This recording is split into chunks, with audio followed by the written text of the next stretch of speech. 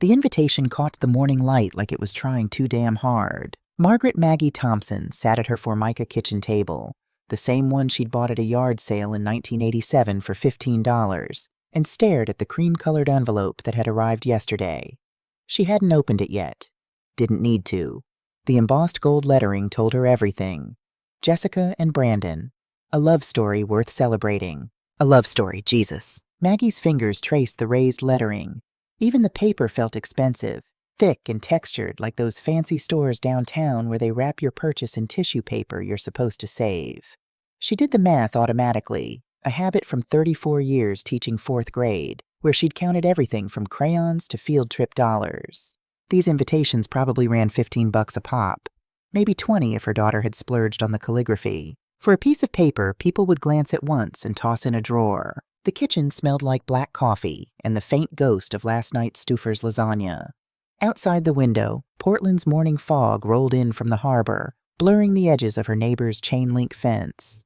Maggie wore David's old flannel shirt, the red and black one he'd worn every Saturday for 10 years until his heart gave out 5 years ago this November.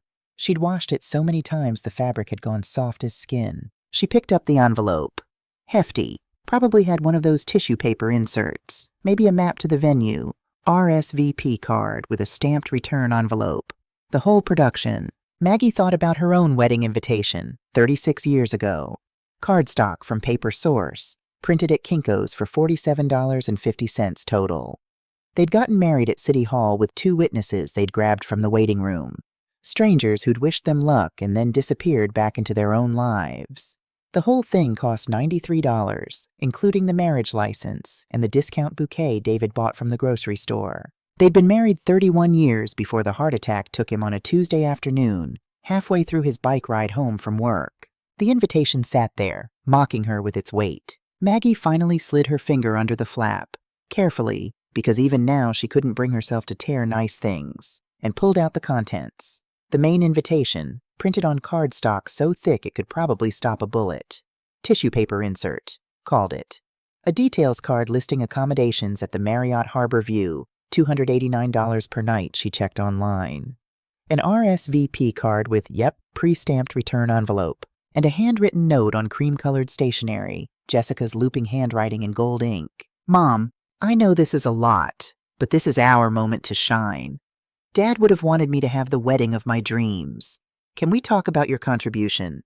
Thinking $350,000 would cover my half of the expenses. Love you so much, Jess. $350,000. Maggie read it again, certain she'd misunderstood. Maybe it was $35,000?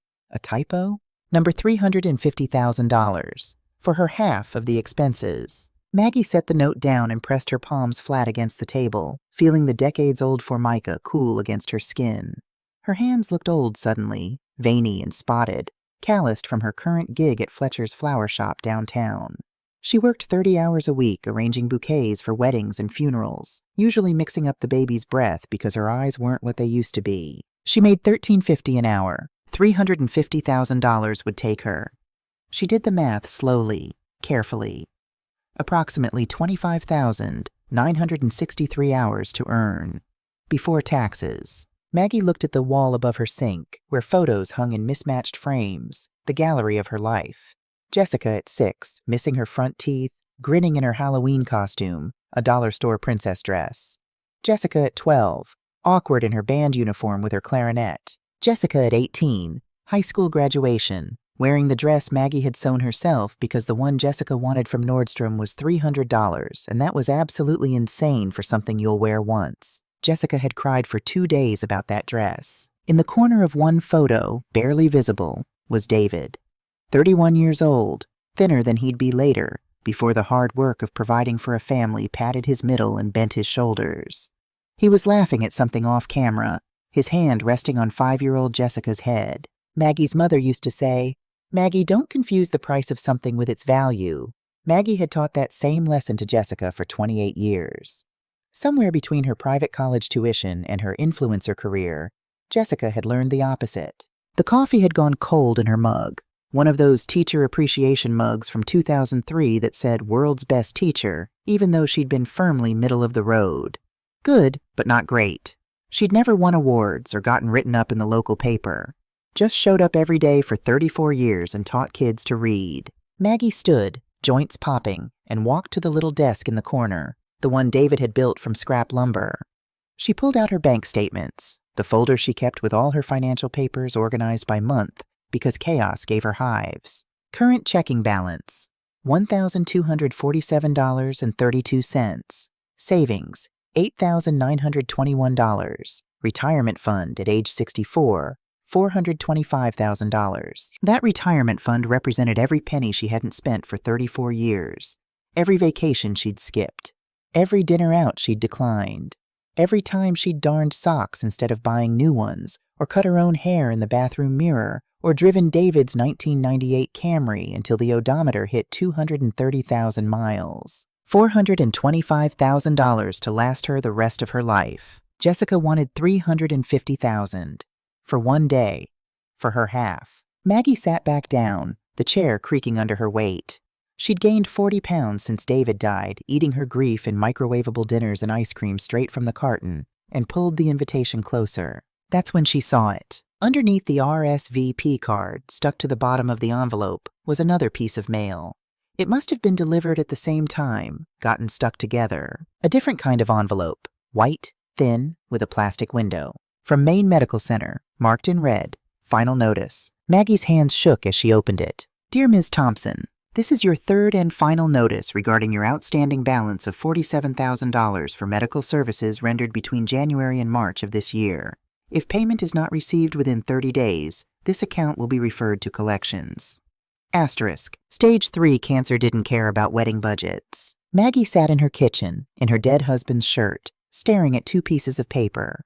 One asking for $350,000 for a party. One demanding $47,000 to stay alive long enough to see that party. She laughed, a short, sharp bark of sound that startled the neighbor's cat dozing on her back fence. Then she picked up her phone and dialed Jessica's number. It went straight to voicemail. Of course it did. Jessica never answered anymore. Everyone knew you were supposed to text first. Jessica, Maggie said, her voice steadier than she felt. It's Mom. We need to talk about your invitation. I'm coming to Boston this weekend. Don't make plans. She hung up and looked at both pieces of paper again. Then she did something she hadn't done since David's funeral. She cried. Jessica Thompson held her iPhone at exactly 45 degrees, tilted to catch the late afternoon light filtering through her brownstone apartment's bay windows. The light in Boston at 4 p.m. was chef's kiss, golden but not too golden, bright enough to blur the bags under her eyes, but soft enough to look natural. Hey, beauties, she said to the camera, smile radiant, voice pitched half an octave higher than her real one. So I'm literally obsessed with these new linen sheets from Brooklinen, link in bio, not sponsored, but like, they should sponsor me. And Brandon just surprised me with reservations at Astra tonight, because he knows I've been dying to try their oyster selection. She ended the recording, watched it back twice, added the Valencia filter, subtle but made her skin look dewy, and posted it to her Instagram story. At Jessica Lives Lux, 340,000 followers, Boston-based lifestyle creator, luxury on a budget. Use code JESS20 for discounts. The luxury on a budget part was technically true. Jessica was on a budget. The problem was that her budget was approximately $7,000 a month, and her actual income was closer to $3,200 when she averaged out the brand deals, affiliate commissions, and her consulting gigs. The math didn't math, as the kids on TikTok said. Jessica set her phone down on the West Elm credenza, rented through Feather $89 per month, and surveyed her apartment. Everything looked perfect through the lens. The Restoration Hardware Cloud Couch, also rented $312 per month. The Anthropology Throw Pillows, $248, but she'd return them after tomorrow's flat lay. The CB2 bar cart, $399 she absolutely couldn't afford but had to have. In reality, her apartment was a stage set. The books on the shelf? Bought by color, never read. The fancy cookware? Mostly unused. She'd burned rice 3 times this week. The Brandon just surprised me dinner reservation? She'd booked it herself 2 weeks ago and was currently having a mild panic attack about the $180 prefix menu. Her phone buzzed. A text from Brandon. Running late. Meeting went long. Might have to reschedule Astra? Jessica's stomach dropped. She'd already posted about Astra. Her followers knew she was going. If she showed up tomorrow with last night's pizza box in her trash can instead of oyster shells, they'd notice. They always noticed. No worries, babe, totally understand. Rain check? She added extra heart emojis to hide her panic. Jessica walked to her bedroom. White walls, white bedding, white everything because it photographed clean and expensive, and opened her laptop. The one place she never, ever showed her followers. She opened Chrome.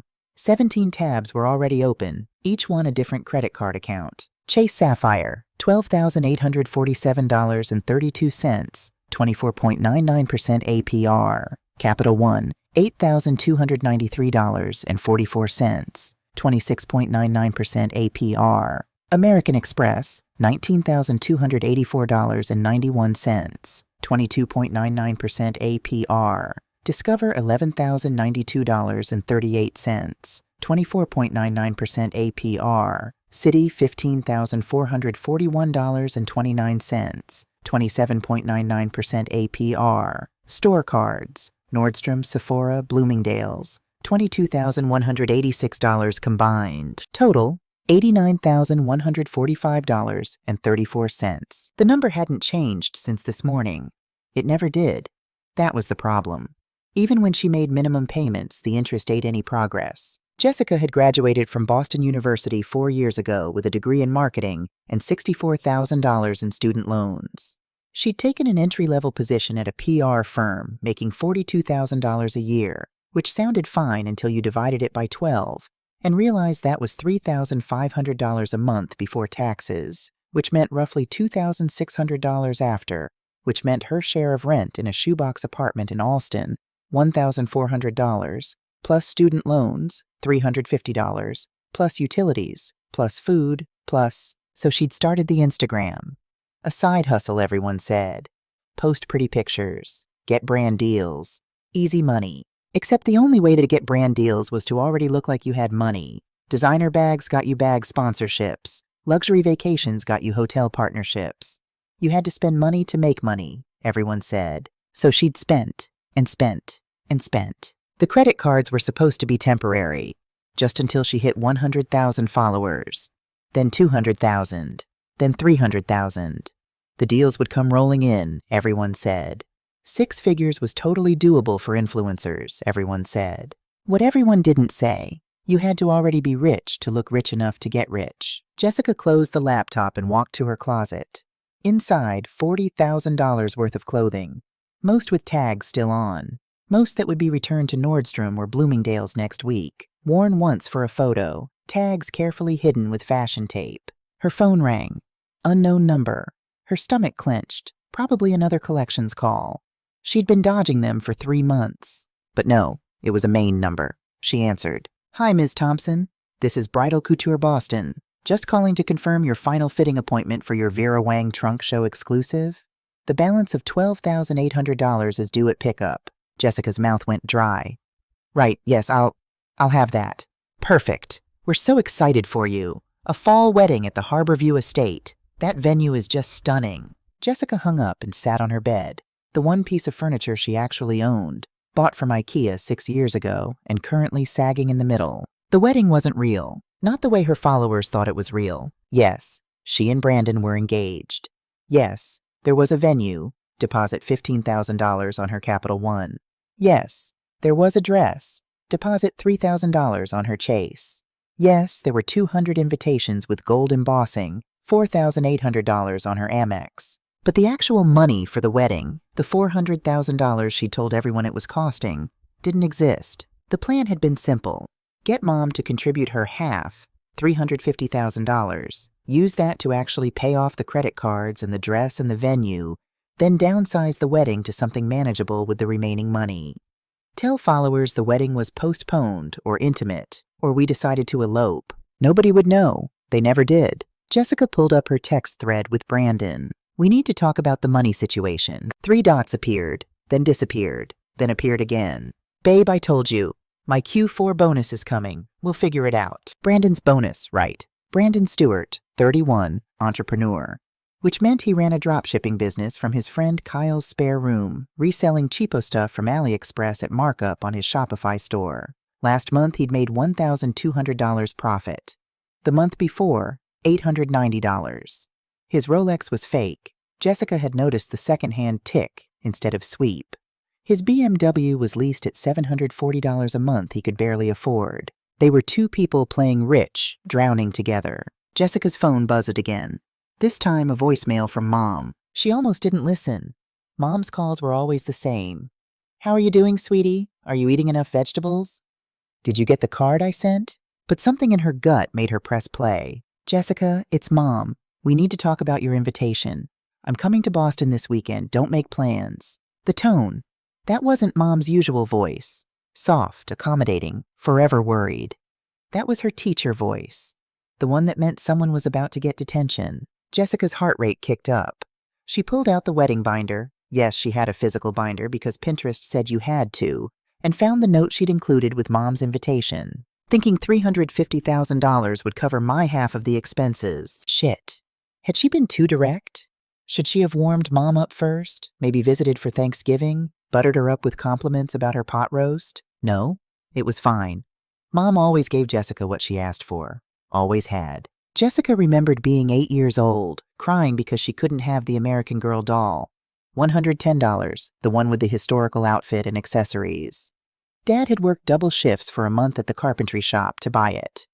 Jessica had played with it exactly twice before it ended up in the closet, forgotten behind her Barbies. Mom would say yes. She always said yes. Jessica opened her laptop again, pulled up her wedding budget real spreadsheet, the one she'd never shown Brandon.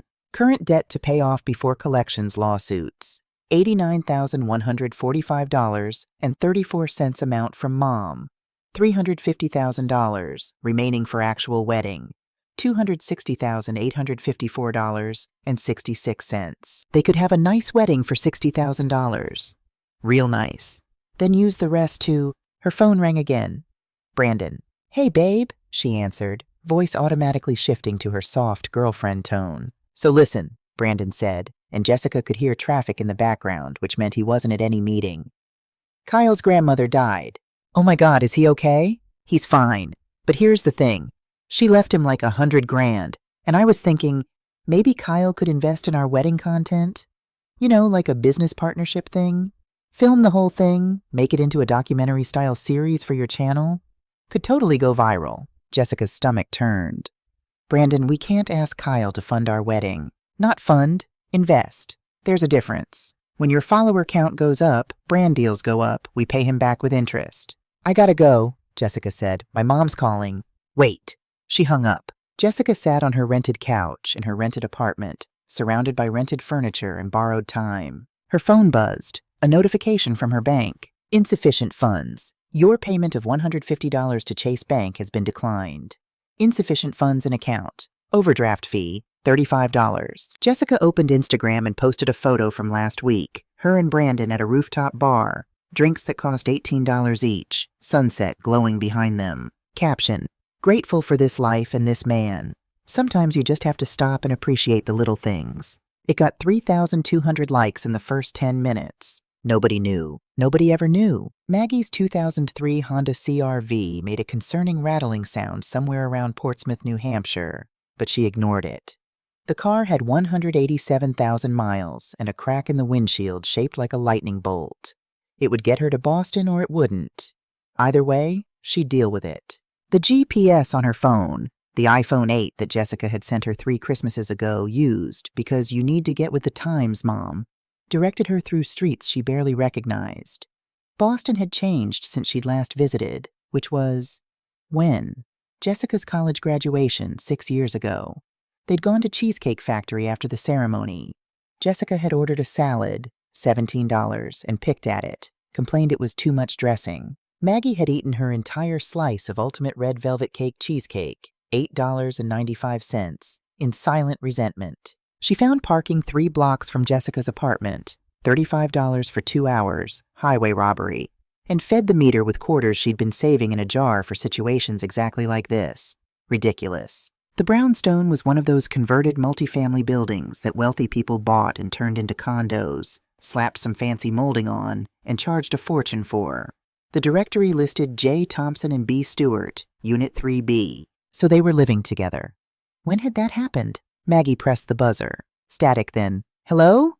Jessica's voice, tinny through the speaker. It's Mom. Pause. Longer than necessary. Oh, Mom, come on up. The buzzer sounded and Maggie pushed through the heavy door, original oak, probably worth more than her car, and climbed 3 flights of stairs. By the time she reached the top, she was winded, her knees aching.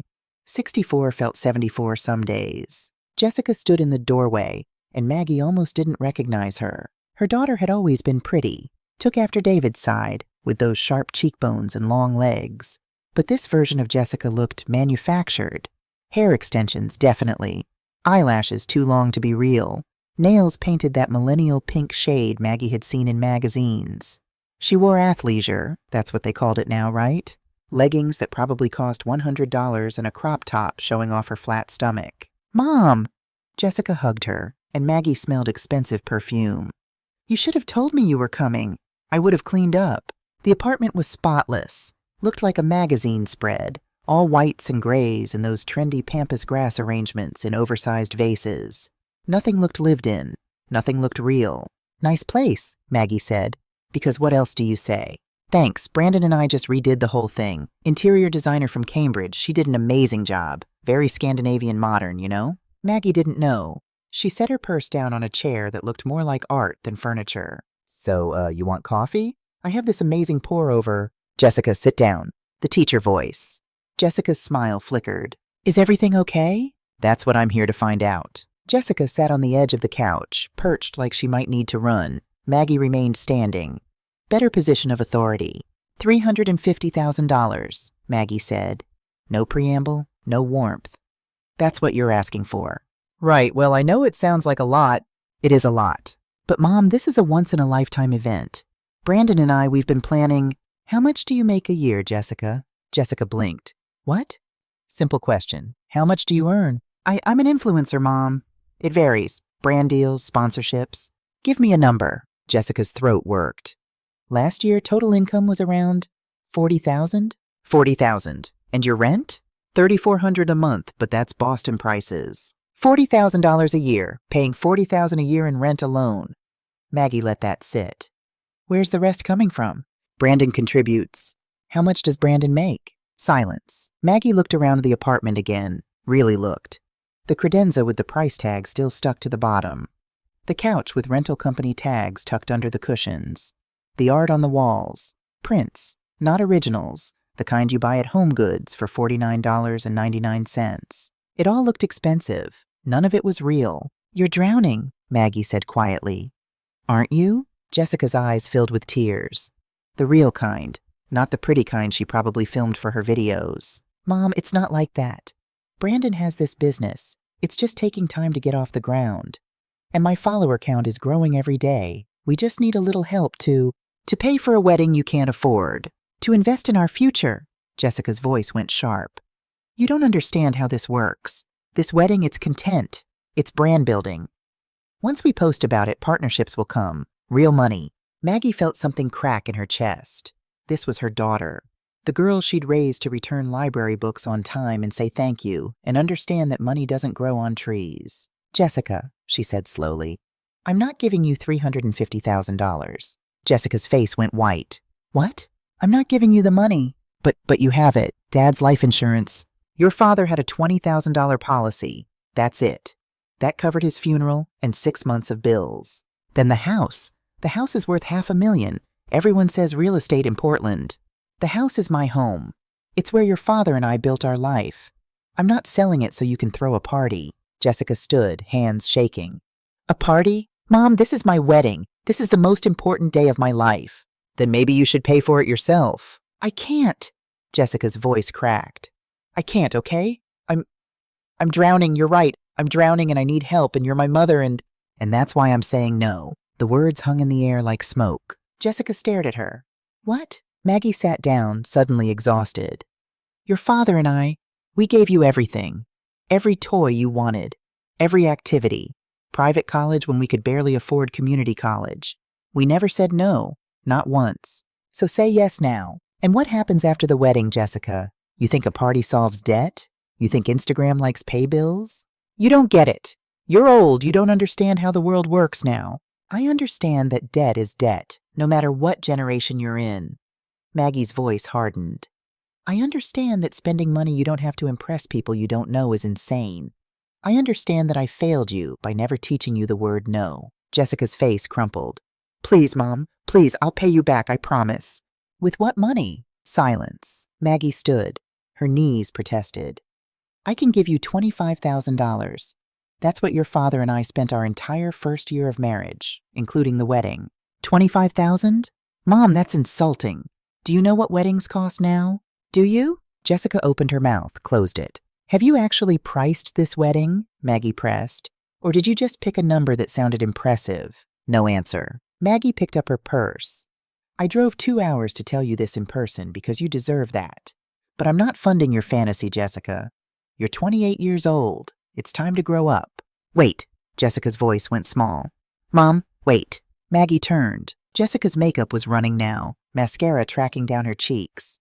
The Instagram filter couldn't save her here. I'm in trouble, Jessica whispered. Real trouble. I owe so much money, Mom. Almost $90,000. Credit cards. If I don't pay, they'll sue me. I'll lose everything. Maggie felt her heart crack clean through. Oh, honey.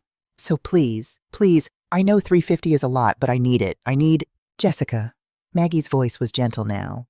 I have cancer. The words fell like stones. Jessica blinked. What? Stage 3, I found out in January. Treatment starts next month.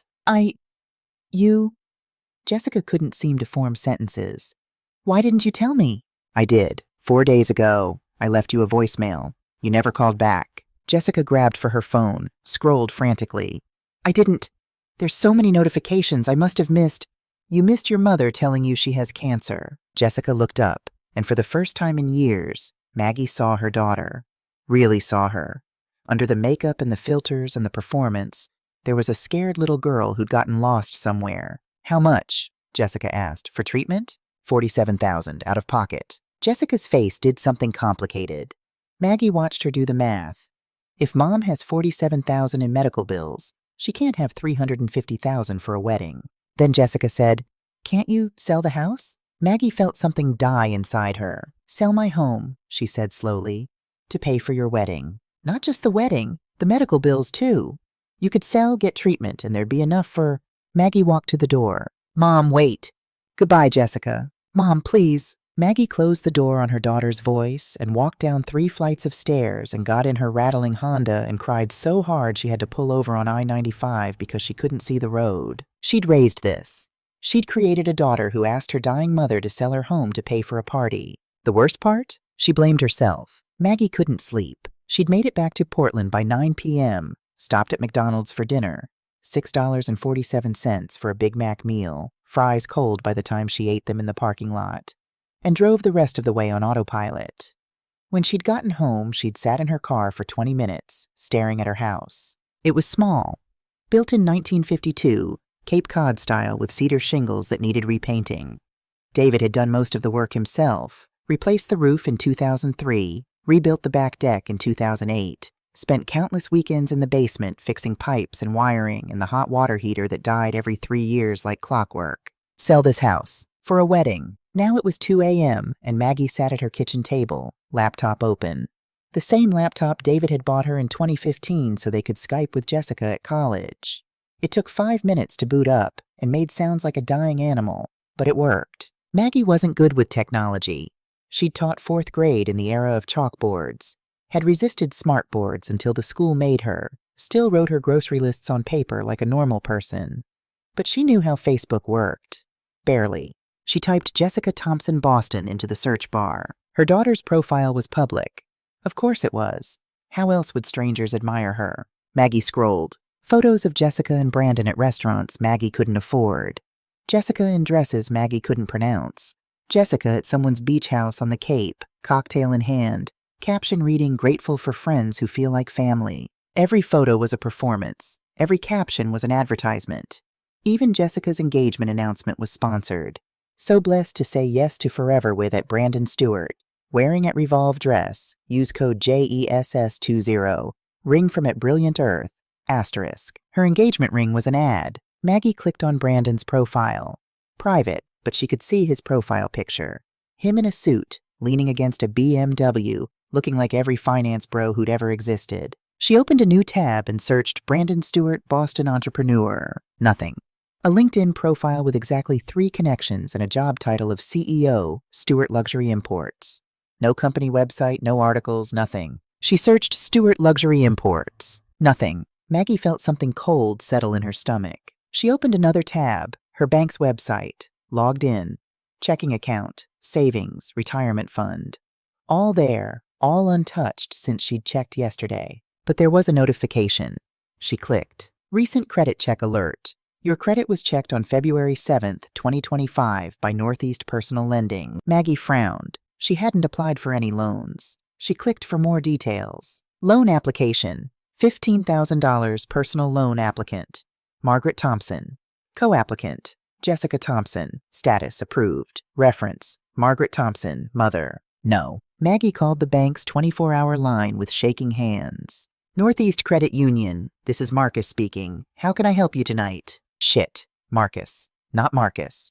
The instructions said no character named Marcus. Let me restart. Northeast Credit Union. This is Gerald speaking. How can I help you tonight? This is Margaret Thompson. Account number. She rattled off the numbers.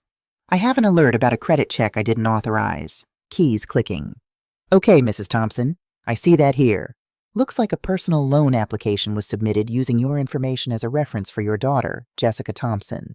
The loan was approved and dispersed 3 months ago.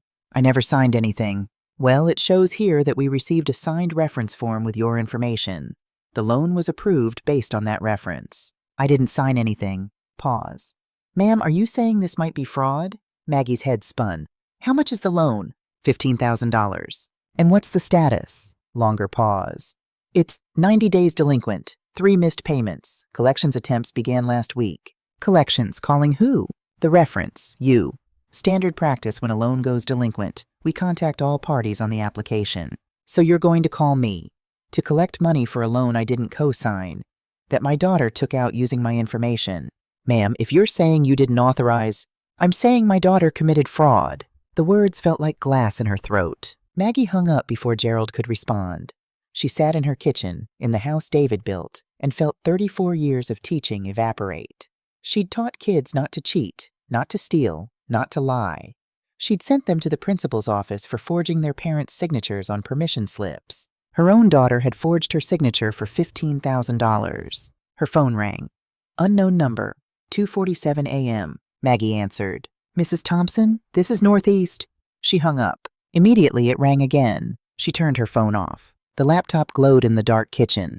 Facebook still open, Jessica's perfect life on display. Maggie opened a new browser, typed in Elder Financial Abuse Attorney, Portland, Maine. 17 results. She clicked the first one. Maggie met with Patricia Walsh on a Wednesday morning at a diner called The Friendly Toast, one of those hipster breakfast places where everything cost $14 and came with avocado whether you wanted it or not. Patricia was 58, with silver hair cut in a sharp bob, and glasses that probably cost more than Maggie's monthly grocery budget. She wore a blazer and carried a leather portfolio that screamed, I win cases. Mrs. Thompson, Patricia extended her hand. Thanks for meeting me here. I know my office can feel intimidating. Maggie shook her hand. Patricia's grip was firm, confident. Everything Maggie wasn't feeling right now. They ordered. Maggie got coffee and toast, $8.50, which was insane. Patricia got some kind of egg white situation with microgreens, and Patricia opened her portfolio. So, Elder Financial Abuse. Walk me through what happened. Maggie explained. The loan, the forged signature, the collections calls. Patricia took notes in precise handwriting, nodding occasionally. And you said your daughter asked you for $350,000 for her wedding? Yes. After you told her you have cancer? Yes. Patricia set down her pen. Mrs. Thompson, I'm going to be direct with you. This case, if you want to pursue it, would be winnable. Forged signatures, fraudulent loan applications, financial exploitation of a vulnerable adult. These are serious charges. But she's your daughter. And pursuing this legally means police reports, court appearances, possibly jail time for her. Are you prepared for that? Maggie looked at her coffee. Black, the way David used to drink it. She'd started drinking it that way after he died, like she could keep him alive through small habits. I don't want her in jail, Maggie said quietly. I want her to stop. Stop what? Being who she's become. Patricia leaned back. That's not something I can litigate. That's parenting. And with respect, Mrs. Thompson, that ship might have sailed. The words stung because they were true. So what do? Patricia drummed her fingers on the table. You protect yourself. We file a fraud report with the loan company, dispute the charges, make sure your credit isn't destroyed. We put legal barriers between you and your daughter's financial decisions. And you prepare for the fact that she's going to be very, very angry when she realizes the money train has permanently left the station. Maggie nodded slowly. There's something else. She pulled out a manila envelope from her purse. She'd found it last night, after the phone call with the bank, after she'd stopped crying. It had been in David's filing cabinet, tucked behind tax returns from 2019. The envelope was yellowed, sealed with tape.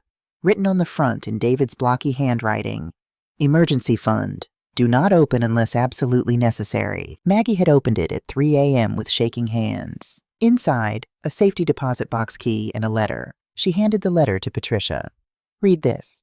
Patricia unfolded it, and Maggie watched her face change as she read. Maggie, if you're reading this, I'm gone and you're in some kind of trouble. I'm sorry I'm not there to help you through it. I'm sorry for a lot of things, actually, but we'll get to that. The key in this envelope opens box number 447 at Portland Savings Bank. Inside that box is $180,000 in cash. Yes, cash. I know that's weird, but I had my reasons. This money isn't from my life insurance. It's from the accident settlement. You remember? The drunk driver who hit me on my bike 3 years ago? The one who ran the red light at Congress and Forest? I told you I was fine, just some bruises. I lied. I broke 3 ribs and punctured a lung. Spent 4 days in the hospital while you were visiting your sister in Florida. I didn't tell you because I didn't want you to worry. Asterisk. The driver had insurance. His company settled out of court, $180,000 after the lawyers took their cut. I never told you because I was ashamed. Ashamed that I was hurt. Ashamed that my body wasn't as strong as it used to be. Ashamed that I took money for pain that was already done. Asterisk. I put the money in that safety deposit box and I told myself I'd tell you eventually. But every time I tried, I thought about Jessica, about how she'd see it, about how she'd think her old man got paid off for being weak. Asterisk. And I knew, God help me, I knew that if I told you about this money, you'd want to give it all to Jessie, for college or a car or whatever thing she wanted that week. And I couldn't let that happen. Asterisk. Maggie, our daughter is in trouble. Not trouble we can see yet, but trouble that's coming. We raised her to believe she deserves everything. We worked ourselves to the bone to give her everything. And we never taught her the most important lesson, that the value of something comes from earning it. I know you'll want to give her this money. Don't. She needs to learn what I never taught her, that the best things in life can't be bought. That struggle builds character. That failure is the best teacher. Asterisk. I failed her, Maggie. I worked overtime for every toy, every dress, every dance lesson. I thought I was being a good father. I was wrong. I was teaching her that money solves everything and that Daddy will always be there to pay for it. Asterisk. Don't make my mistake twice. Use this money for you, for your life, for your future. If Jessie needs help, real help, life or death help, then yes, help her. But if she just wants money to live above her means, let her fall. Let her hit bottom. It's the only way she'll learn to stand on her own. Asterisk. I love you. I love her. But love without boundaries isn't love. It's enabling. Your husband, David. P.S. The settlement happened 6 months before I died. I was going to tell you on our anniversary. I'm sorry I ran out of time. Patricia looked up, eyes wet. Jesus. He knew, Maggie whispered. He knew before I did. He was protecting you and her. By lying? By being human. Patricia folded the letter carefully. Mrs. Thompson, this changes things. You have resources. You have options. The question is, what do you want to do? Maggie thought about Jessica's apartment, the rented furniture, the fake life, the desperate request to sell the house. I want to save my daughter, Maggie said. But not by giving her money, by taking it away. Patricia smiled. Now we're talking. Brandon Stewart wasn't a complete idiot. He knew he was running out of time. He sat in Kyle's spare room, the one Kyle graciously let him use as an office in exchange for $400 a month plus utilities, and stared at his laptop screen. 3 monitors, all showing different spreadsheets of failure. Monitor 1. His Shopify store, Stewart Luxury Imports. August revenue, $2,847. August expenses, $3,921. Net, minus $1,074. Monitor 2. His credit card balances. Chase, $47,293. Amex, $31,847. Capital One, $28,441. Store cards, $42,000. Total, $149,581. Monitor 3. His business plan for the wedding content idea. The wedding was supposed to be the big play. Jessica had 340,000 followers. Not huge, but decent. If they played it right, they could turn the wedding into a multi-episode series. Film everything: dress shopping, venue tours, the bachelor/bachelorette parties, the actual day. Package it. Sell it to Netflix or Hulu or whoever was desperate for influencer content these days. Worst case? Post it all on YouTube with ads. Sell brand partnerships. Make maybe $50,000 to $60,000 off the content alone. But that only worked if there was a wedding.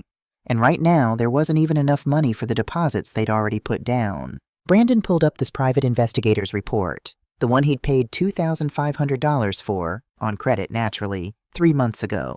He'd hired the guy through some sketchy website that promised discreet background checks for personal matters. The report on Margaret Thompson was thorough. Subject: Margaret Ann Thompson, née Williams. Age: 64. Marital status: widowed, 2020. Residence: 847 Ocean Avenue, Portland, Maine, 04103. Property value: estimated $520,000, Zillow estimate. Retirement accounts: $425,000. Fidelity 401k. Monthly income, $3,200. Survivor benefits from husband's pension. Employment: part-time florist, Fletcher's Flowers, $13.50 per hour, approx $1,700 per month. Debts: none. Credit score, 802. Total estimated net worth, $945,000 plus, nearly $1 million.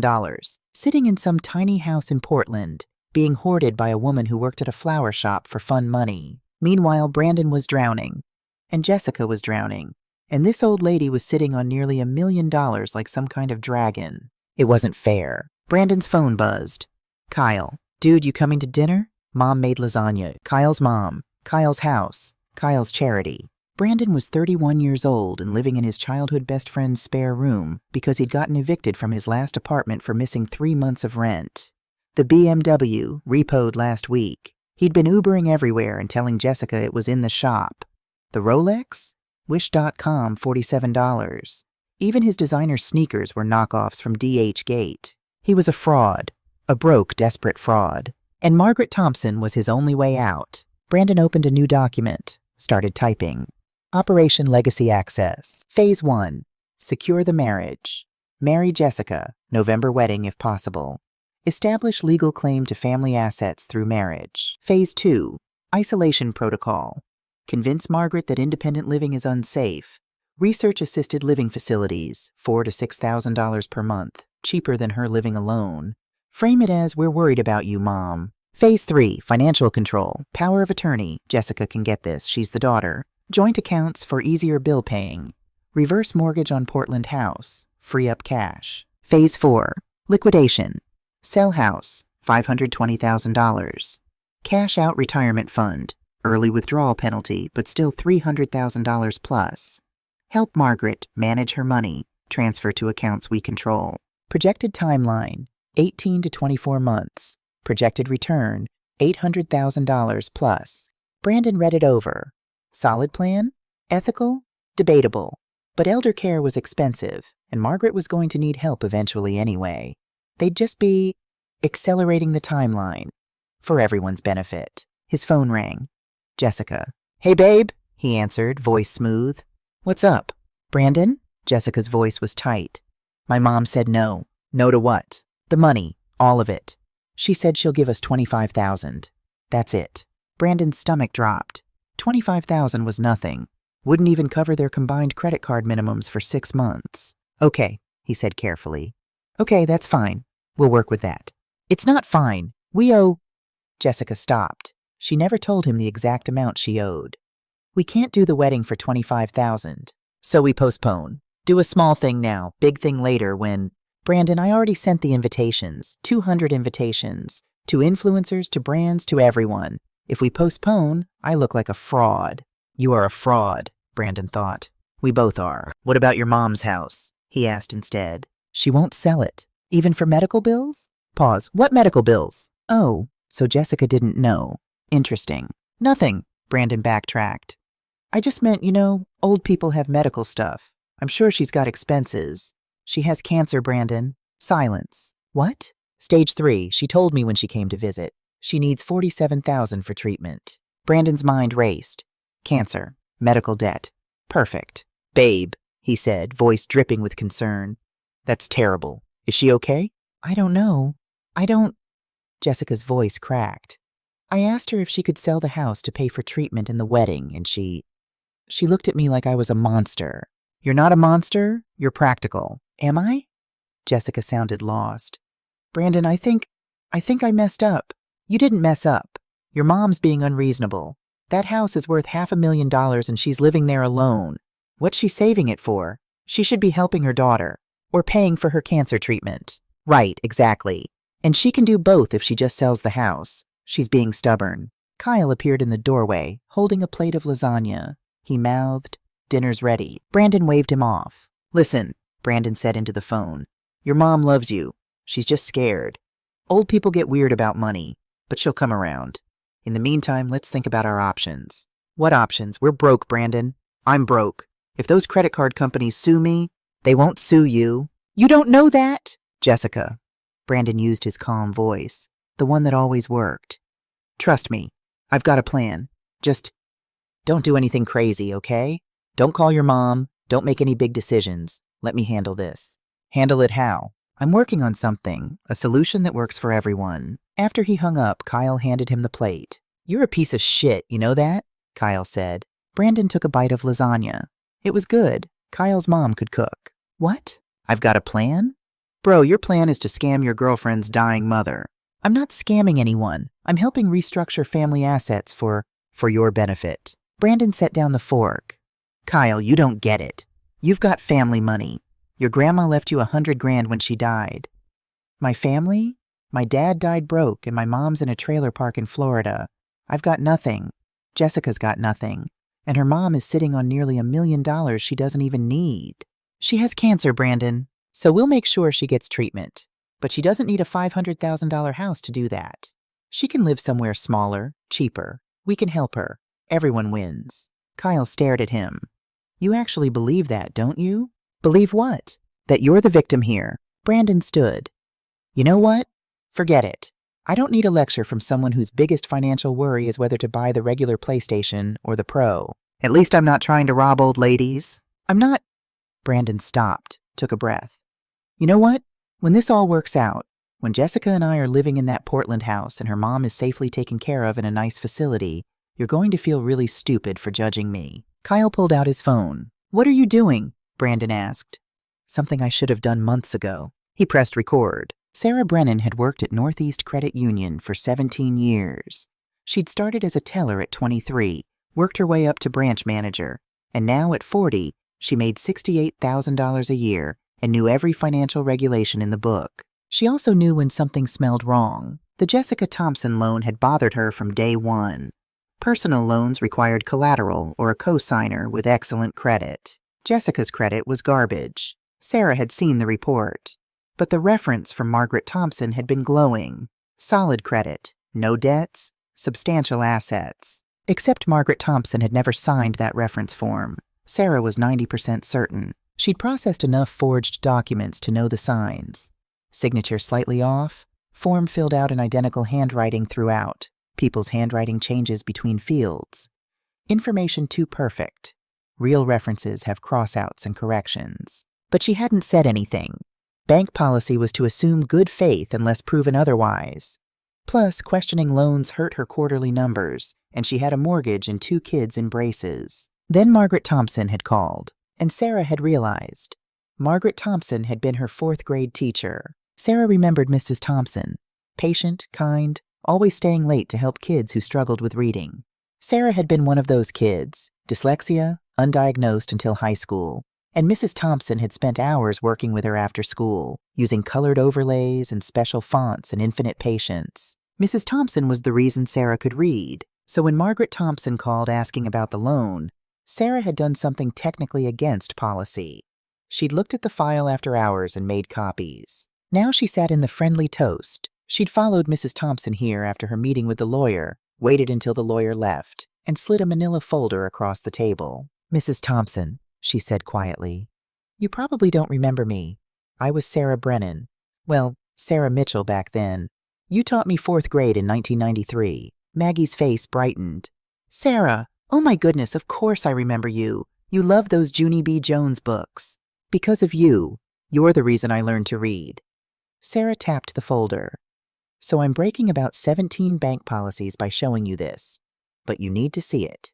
Maggie opened the folder. Inside, the loan application, the reference form with her signature, bank statements showing the $15,000 disbursement directly to Jessica's account, and 3 months of collections notices, all sent to Maggie's address. "This is forgery," Maggie said. "Yes." Jessica signed my name. "Almost certainly." Maggie's hands shook. "What happens now?" "You file a police report. We mark the loan as fraudulent. Your credit gets protected. Jessica gets investigated for fraud." Sarah paused. She could face criminal charges. "I don't want that. Mrs. Thompson, I know she's your daughter, but this is serious, and—" Sarah pulled out another paper. "There's more. This paper was different. An application for a joint checking account dated 3 days ago. Jessica came in Tuesday, said she needed to help you manage your finances because of your medical condition. She had a power of attorney document." Maggie's face went white. "I never signed a power of attorney." "I know. That's why I didn't process it. The signature looked wrong. But Mrs. Thompson, she's going to try again. Maybe at a different branch. Maybe online. She's desperate." "How desperate?" Sarah showed her one more document. Jessica's credit report, the one she'd pulled during the loan application. Maggie read it. The number at the bottom made her dizzy. Total debt, $89,145.34. "Oh, Jessica," Maggie whispered. "She's drowning," Sarah said gently. "And drowning people grab onto anything, including the people trying to save them." Maggie looked up. "What do I do?" Sarah glanced around, then leaned in. "My brother works in digital forensics. Computer stuff, mostly corporate fraud cases. But he owes me a favor. If you want, he can look at Jessica's financial records, track where the money's going. Sometimes knowing the full picture helps." "That feels like spying. It's protecting yourself." Maggie closed the folder. Thought about David's letter. About Jessica asking her to sell the house. About 34 years of teaching integrity and raising a daughter who didn't understand the word. "Okay," Maggie said. "Call your brother." Sarah smiled. "Already did. He's meeting us at your house in an hour." "Aina? Sarah's brother turned out to be a 34-year-old guy named Derek who wore a hoodie that said, "I void warranties," and carried 3 laptops in a backpack. He sat at Maggie's kitchen table, the same table where she'd opened Jessica's invitation a lifetime ago, and cracked his knuckles. "Okay, Mrs. T, Sarah says you need a financial deep dive on your daughter. That's going to require accessing some semi-private stuff. You cool with that? Is it legal? Define legal." Sarah smacked his arm. "Derek, fine. Technically, if you're concerned about financial exploitation, you have standing to investigate, especially if she's used your identity for fraudulent purposes." He opened a laptop. "I'm going to need access to anything she's given you. Passwords, emails, anything." Maggie pulled out her phone. "She set up my Facebook account 3 years ago, made herself an admin so she could help me if I got locked out." Derek grinned. "Oh, that's perfect. Okay, let's see what little Jessica's been up to." His fingers flew across the keyboard. Windows opened and closed. Code scrolled past. Maggie understood none of it. After 20 minutes, Derek sat back. "Yikes." "What?" Maggie asked. "Your daughter's not just broke, Mrs. T. She's catastrophically broke. Like one missed payment from losing everything broke." He turned the screen. "Look, spreadsheet after spreadsheet. Credit card statements. Venmo transactions. PayPal invoices. She's running a classic lifestyle inflation scheme," Derek explained. "See here? She buys expensive stuff, clothes, furniture, whatever, uses it for Instagram photos, then returns it. The credit card gets refunded, she pays the minimum, and boom, free content. But she owes $90,000. Because she can't return everything. And the interest is eating her alive. Plus, look at this. He clicked another window. She's taking cash advances on some cards to make minimum payments on others. That's a death spiral. Within 6 months, she'll be facing lawsuits. Maggie felt sick. Is there more? Oh yeah, check out her DMS. Derek pulled up Jessica's Instagram, showed Maggie the direct messages. Dozens of them. Brands asking for payment for services never delivered. Photographers threatening legal action for unpaid invoices. A venue saying her deposit was forfeited if she didn't pay the balance by next month. And messages from Brandon. Derek clicked on one thread. Brandon, did you ask your mom yet? Jessica, working on it. She's being difficult. Brandon, we need that money, Jess. The plan only works if we get access to her assets. Jessica, I know. I'll figure it out. Brandon, remember what we talked about? Joint accounts, POA, then transition her to assisted living. 18 months max. Maggie read it 3 times. He's planning to steal from me, she said quietly. Worse, Derek said. He's planning to isolate you, take control of your finances, and probably stick you in a nursing home so he can liquidate everything you own. Sarah squeezed Maggie's hand. We can stop this. How? Derek closed the laptop. Easy. We show Jessica what her boyfriend's really planning. Let them destroy each other. Maggie looked at both of them. Sarah, the student she'd taught to read. Derek, a stranger helping her out of kindness. And she thought about Jessica, her daughter, the little girl who used to bring her dandelions from the yard and call them the prettiest flowers ever. When had that girl disappeared? No, Maggie said. We're not showing Jessica anything. What? Sarah frowned. Mrs. Thompson? We're showing everyone. Maggie stood, walked to David's filing cabinet, and pulled out the key to the safety deposit box. Derek, you said you can track digital stuff, right? Make copies? Yeah, anything online. Why? Because we're going to document everything. Every message, every transaction, every lie. And then we're going to Boston. To do what? Maggie smiled. It wasn't a kind smile. To teach a lesson they'll never forget. Maggie drove to Boston on a Thursday morning with Patricia Walsh in the passenger seat, Derek in the back with his laptops, and a Cumberland County Sheriff's deputy named Officer Rita Gonzalez following in a patrol car. You sure about this? Patricia asked for the 3rd time. No, Maggie said, but I'm doing it anyway. They'd spent 3 days preparing. Derek had compiled everything into a neat digital portfolio. Screenshots of Brandon's messages, Jessica's fraudulent loan application, bank statements showing the debt spiral, and the crown jewel, a recording Kyle had sent them. Kyle had reached out through Facebook after seeing one of Jessica's posts. Turns out he'd been recording Brandon's scheming for weeks, waiting for the right moment to blow the whistle. He'd be meeting them at the apartment. Jessica's building looked different in daylight. Less romantic, more run down. The brick needed repointing. The front door didn't lock properly. They climbed to the 3rd floor, Maggie's knees screaming with every step, and knocked. Jessica answered in leggings and a BU sweatshirt, no makeup. She looked younger, scared. Mom? Her eyes went wide. Who are all these people? We need to talk, Maggie said. Now. Brandon appeared behind Jessica, and Maggie felt her blood pressure spike. He wore joggers and a t-shirt that said "Hustle Hard." His fake Rolex caught the light. Mrs. Thompson? Brandon said, smile plastic. What a surprise. I'm sure it is. Maggie walked past Jessica into the apartment. Everyone inside. This won't take long. Patricia entered, then Derek with his laptop bag, then Officer Gonzalez in full uniform. Jessica's face went white. Mom, what's happening? Sit down, Jessica. I don't... Sit down. The teacher voice. Jessica sat. Brandon remained standing, arms crossed. Look, I don't know what this is, but you can't just barge in here with cops. Officer Gonzalez is here as a witness, Patricia said smoothly. I'm Patricia Walsh, elder law attorney, and you must be Brandon Stewart, CEO of Stewart Luxury Imports? Brandon's jaw tightened. Yeah.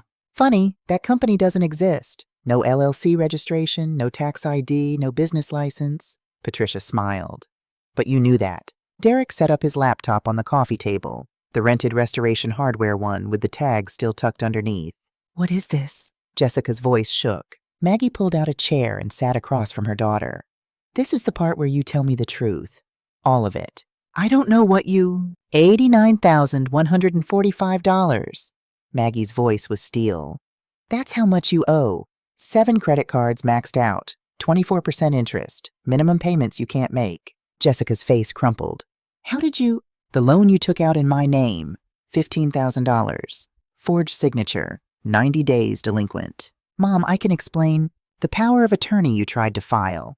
To take control of my accounts. Because I'm mentally incompetent due to advanced age and medical diagnosis. Maggie pulled out the document. Did you write this yourself or did Brandon help you? Jessica looked at Brandon. He wouldn't meet her eyes. Brandon? Jessica's voice was small. Derek turned the laptop around.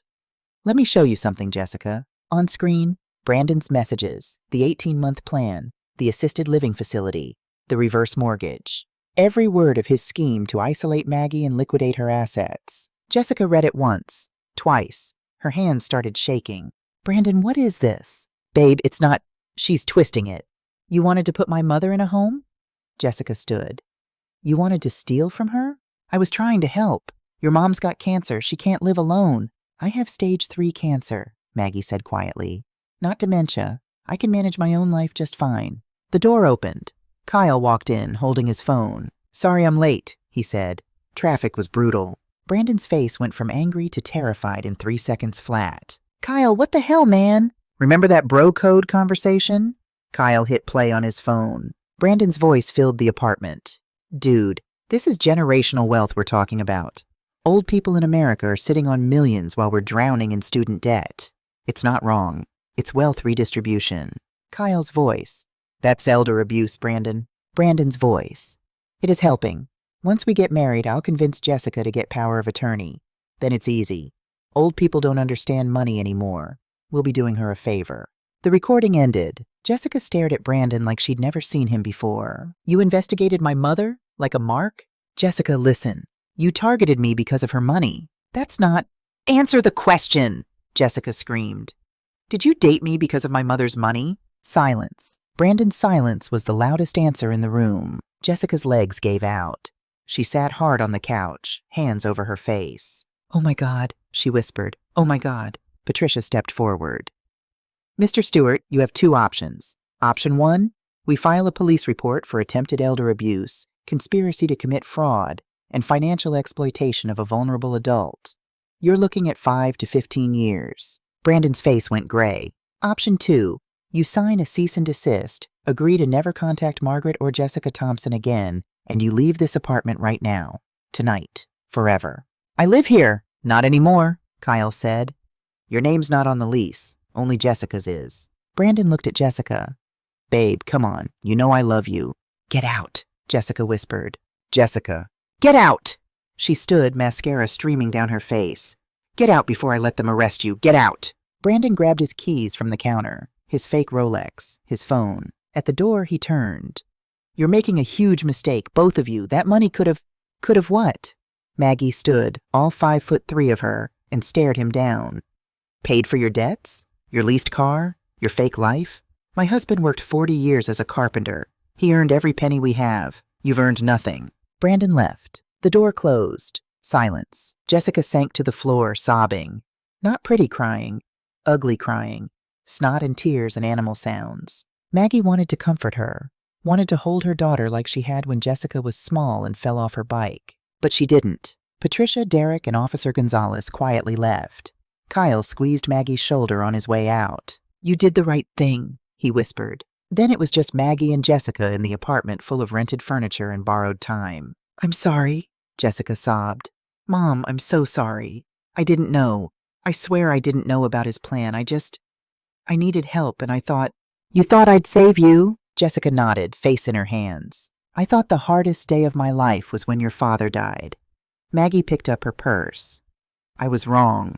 The hardest day is realizing I raised a stranger who valued money more than her dying mother. Mom, please.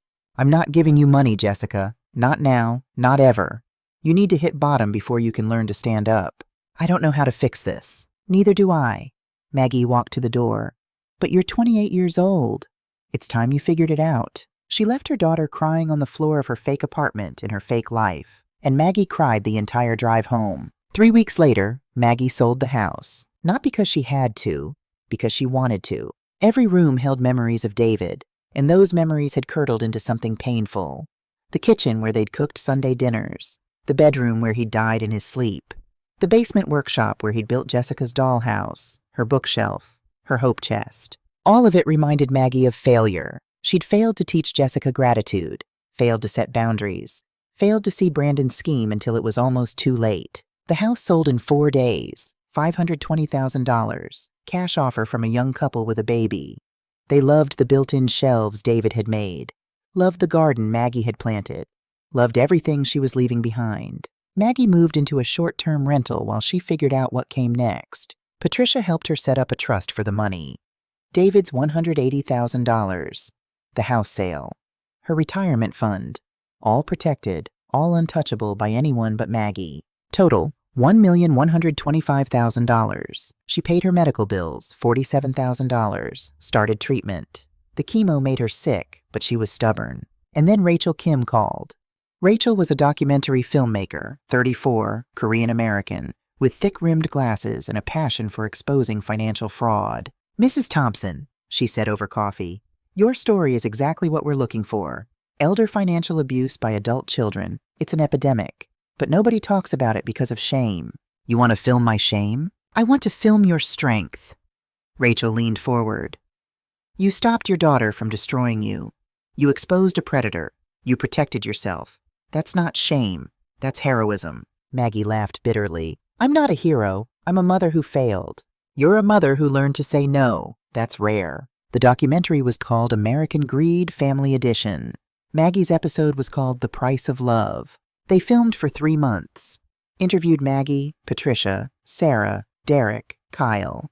Showed Brandon's messages, Jessica's debt, the fake Rolex, the rented furniture, everything. When they asked if they could interview Jessica, Maggie said no. "She's struggling enough," Maggie said. "Let her struggle in private." The episode aired on Netflix 6 months after the confrontation. 15 million views in the first week. Hashtag elder abuse awareness trended on Twitter for 3 days. Jessica's Instagram, which she hadn't updated since Brandon left, was flooded with comments. Angry, supportive, curious, cruel. Every spectrum of human reaction. Brandon was arrested 2 weeks after the documentary aired. 3 other women came forward, all elderly, all targeted through their daughters or granddaughters. He was charged with 15 counts of elder fraud. Maggie watched the news coverage alone in her rental apartment, eating microwaved soup. She should have felt victorious. She just felt empty. 8 months after the documentary, Maggie bought a small ranch house in Missoula, Montana. Why Montana? Because it was far from Portland, far from Boston, far from memories. The house cost $185,000. 2 bedrooms, 1 bathroom, half an acre with mountain views. She furnished it with secondhand furniture from estate sales, planted a garden, joined a cancer support group, made friends her own age who didn't use Instagram. She volunteered at the Adult Literacy Center, teaching people to read. It felt full circle, teaching again, but without the pressure, without the failure of Jessica hanging over her. Her phone stayed silent. Jessica hadn't called, hadn't texted, hadn't emailed. Maggie told herself she didn't care, told herself Jessica needed space to figure out her life. But every Sunday at 6 p.m., Maggie sat by her phone, just in case. It never rang. Letters came instead. From strangers. A woman in Florida whose son had stolen her retirement. A man in Ohio whose daughter forged checks. A grandmother in Texas whose grandson emptied her accounts. All of them thanking Maggie for speaking up, for making them feel less alone. Maggie responded to every letter, told them about Patricia Walsh's firm, about elder law protections, about the importance of boundaries. She became accidentally famous in the elder rights community, was invited to speak at conferences, declined them all. "I'm not a spokesperson," she told the organizers. "I'm just a mom who learned too late." Then Thanksgiving rolled around. Maggie prepared dinner for 1. Turkey breast, because a whole turkey was ridiculous for 1 person. Mashed potatoes, green beans, David's favorite cornbread. She set 1 place at her table and cried into her cranberry sauce. The doorbell rang at 3 p.m. Maggie almost didn't answer. Probably Jehovah's Witnesses or a neighbor with a casserole. But she opened the door, and there was Jessica. Jessica looked different. No makeup, hair in a ponytail, her natural color, no extensions. Wearing jeans and a Walmart sweatshirt. She'd lost weight, but not the influencer kind. The stress kind. She stood on Maggie's porch holding a pie from Safeway, $7.99. Maggie recognized the label. And crying. "Hi, Mom," she whispered. Maggie's hand gripped the doorframe. "What are you doing here?" I didn't know where else to go. "Jessica, I'm not here for money." Jessica's voice cracked. "I'm not here to ask for anything. I'm here because it's Thanksgiving, and I didn't want you to be alone." Maggie's throat closed. "How did you find me?" "Patricia Walsh. I called her last month, asked if you were okay. She said you were in Montana. Gave me your address." Jessica wiped her eyes with her sleeve. "I drove 22 hours. My car broke down in Wyoming. I fixed it myself. Well, some guy at a gas station helped me, but I paid him with the $40 I had left." Maggie looked at her daughter. Really looked. Her nails were unpainted, chipped. Her hands looked rougher. There was a grease stain on her jeans. "Tell me what happened," Maggie said.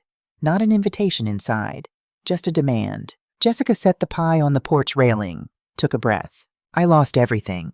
The apartment, couldn't pay rent without Brandon's half. My followers, they left after the documentary. Brands dropped me. I filed for bankruptcy." She laughed wetly. "You know what the lawyer said? He said I was the poster child for lifestyle debt. Made me a cautionary tale in his practice. Where are you living?" "Kyle's couch. He and his wife let me stay there while I get back on my feet." Jessica met her eyes.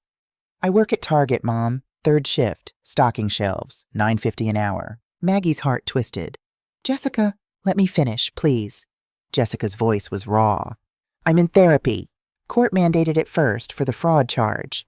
"You were charged?" "Probation, 3 years, the forged loan reference." Jessica swallowed hard. "But I kept going to therapy even after the court didn't require it anymore, because I needed to understand how I got here, how I became that person. And I'm learning that I spent 28 years believing love was measured in dollars, that if you loved me, you'd buy me things, that if I was worth something, I'd have expensive things. And Her voice broke. "I became so obsessed with looking valuable that I forgot to actually be valuable." Wind blew across the Montana plains, cold, sharp. "I don't know who I was, Mom. I look at those Instagram posts, those videos. I don't recognize myself. I became everything Dad would have hated." Maggie's eyes burned. "What was your father's favorite meal?" Jessica blinked. "What?" "Simple question. What was it?" Jessica's face crumpled. I don't remember. I never paid attention. I was always too busy counting calories or worried about bloating for photos or..." She covered her face. "I don't remember." "Beef stew with cornbread," Maggie said quietly. "He asked for it every birthday. 35 years. You never joined us. Said cornbread was too many carbs. I'm sorry." "You want to know the real cost of everything, Jessica? It's not $350,000. It's that you spent so much time curating a perfect life online that you forgot to live a real one. You don't remember your father's favorite meal because you were never present." Jessica nodded, tears streaming. I know, and I can't get it back. I can't get him back. I can't undo what I did to you. I wanted you to know I'm trying. I'm paying off the debt. $100 a month, it'll take 12 years. I deleted all social media.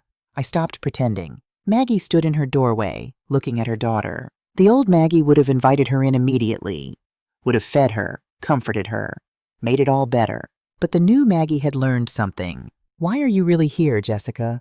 "I told you. The truth." Jessica's shoulders shook. "Because I'm terrified.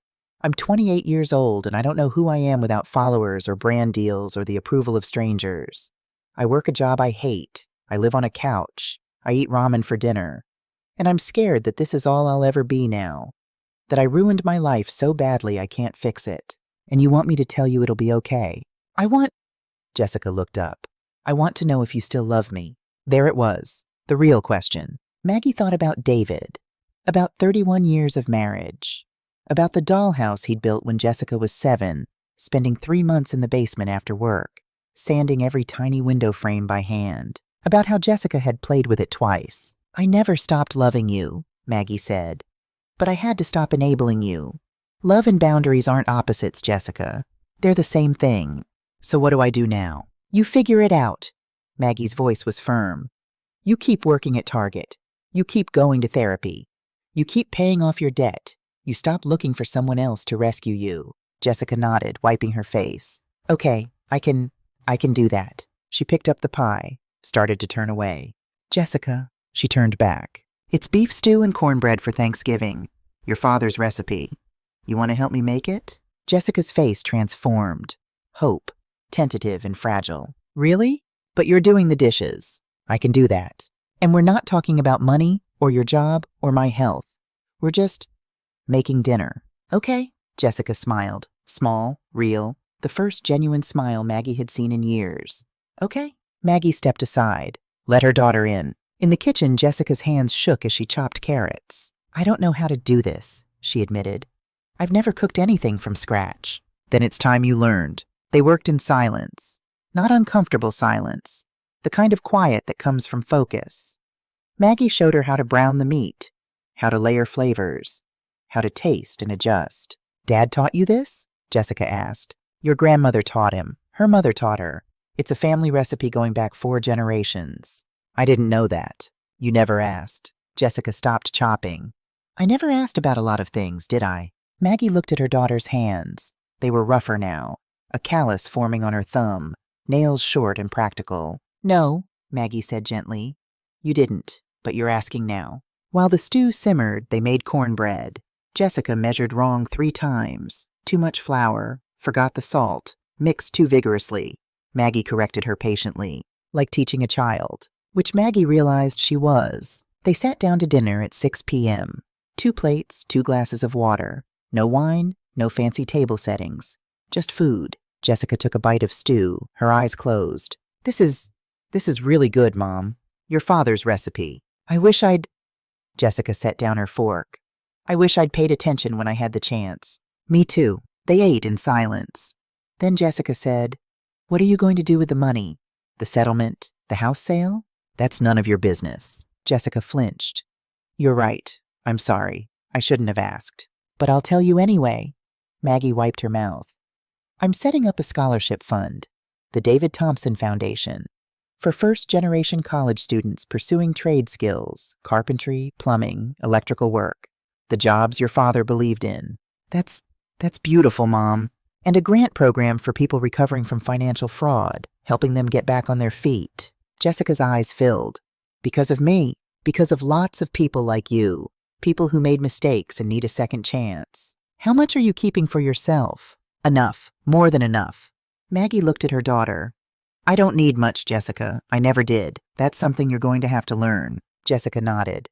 Will you teach me? Teach you what? How to live with less. How to be happy without all the stuff. Maggie reached across the table, took Jessica's rough hand in her weathered one. That's not something I can teach you in one dinner. That's going to take time. I have time, if you'll let me. Maggie squeezed her hand. Sunday dinners, 6 p.m. You call me. We talk about life, about Dad, about anything except money. I can do that. And you keep working, keep paying off your debt, keep building a real life. Okay. And Jessica? Yeah? If you ever use my name for fraud again, I'll let them send you to prison. Do you understand? Jessica's throat bobbed. I understand. Good. They finished dinner. Jessica did the dishes, slowly, carefully, breaking only 1 glass. Maggie swept the floor, like 2 normal people on a normal Thanksgiving. At 9 p.m., Jessica hugged her. Thank you, Mom. For what? For not giving up on me, even when I deserved it. Maggie pulled back, looked at her daughter.